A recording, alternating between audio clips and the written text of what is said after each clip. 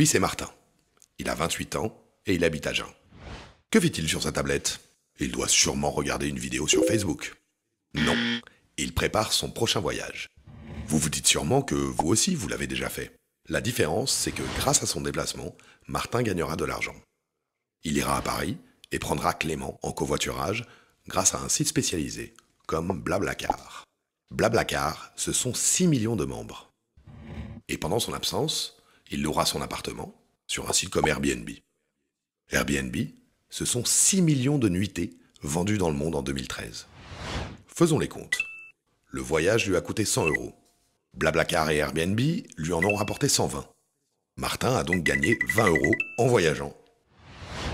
Avez-vous remarqué sa montre? Elle est jolie, hein? Elle doit venir de la Fnac. Faux! Martin a investi 150 $ dans un projet sur une plateforme de financement participatif. C'est le crowdfunding. Kickstarter est la principale plateforme de crowdfunding. C'est 1,5 milliard d'euros récoltés pour 77 657 projets financés. Et il se trouve que 5000 autres personnes à travers le monde ont soutenu le même projet que Martin. Le projet a atteint son objectif de financement. Cette montre intelligente peut être copiée, modifiée et améliorée librement par une communauté qui peut développer de nouvelles fonctionnalités. C'est ce qu'on appelle l'open source. Cela signifie que toute production est partagée librement et utilisable par n'importe qui. Non, ce n'est pas de l'utopie. Les prototypes de cette montre ont vu le jour facilement grâce à l'impression 3D. En investissant sur ce projet, Martin a reçu une super montre connectée pour la moitié de son prix final. Et au fait, il est chez lui là, Martin, non? Encore perdu, c'est son lieu de travail. Ça s'appelle un espace de coworking.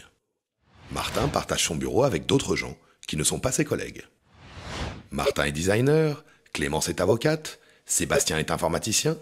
Un espace de coworking permet de faire travailler ensemble des indépendants qui partagent les mêmes valeurs. Ils peuvent échanger leurs compétences et créer des synergies. En France, 1500 entreprises ont déjà partagé leur bureau en 2014. Imaginez les économies et la valeur humaine ajoutée que cela représente. Joli poste de travail, n'est-ce pas?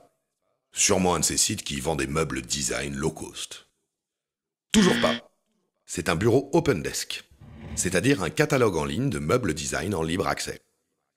Le principe de l'open desk est simple. On partage les plans de meubles en téléchargement gratuit avec une notice de construction. Des internautes ont téléchargé les plans, acheté les matériaux, puis ils l'ont fabriqué dans un Fab Lab. C'est-à-dire un laboratoire de fabrication ouvert au public où des passionnés, appelés les makers, ont à disposition toutes sortes d'outils, notamment des machines-outils pilotées par ordinateur pour la conception et la réalisation d'objets.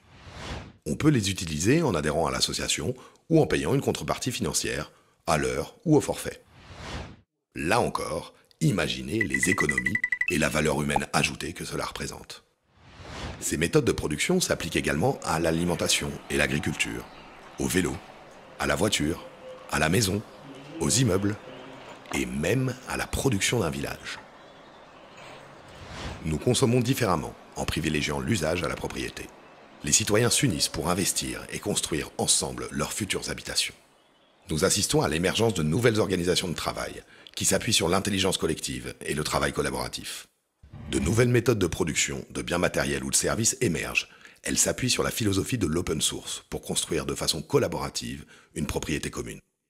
C'est pour cela que l'on parle de la troisième révolution industrielle.